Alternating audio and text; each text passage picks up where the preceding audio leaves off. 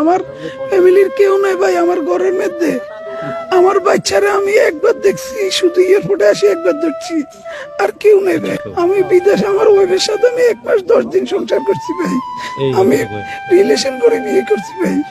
আমার ভিসা হওয়ার পরে যখন চলে যাবো আমি ওরে বিয়ে করছি। বিয়ে করার পরে 1 মাস 10 দিন ছিলাম। আমি যাওয়ার পরে আমার বাচ্চা হয়েছে। আমি 2 বছর 7 মাস পরে আইছি, কিন্তু এখন আমার সবকিছু দুঃখ হয়ে গেছে ভাই।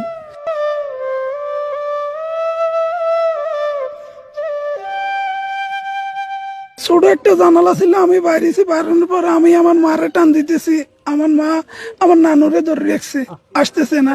নানুরে টান দিছি, মা ধরে মারে ধরে রাখছে। আমার ওয়াইফরে টান দিছে, আর এর বাচ্চা বাচ্চা ধরে রাখছে। আমার বড় ভাবিরে আমি টান দিছি, এর বাচ্চা আমার মেজো ভাইয়ের বাচ্চারে ধরে রাখছে।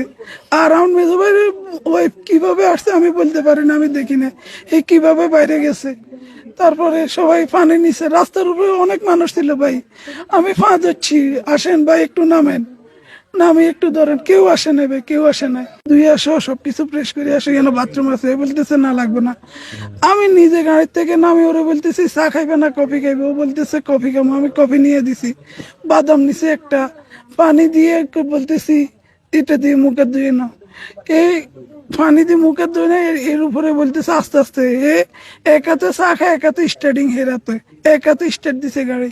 আমি তার কোনো ড্রাইভিং এর কোনো কিছু ভালো লাগে না। স্টার্টিং ঘুরাবে, স্টার্টিং থেকে ও শিখুম ইতনা এত বড় একদম এর ড্রাইভারের কাতারে যায় না। এর ছবি আছে ফেসবুকে, দেখছেন কে জানে।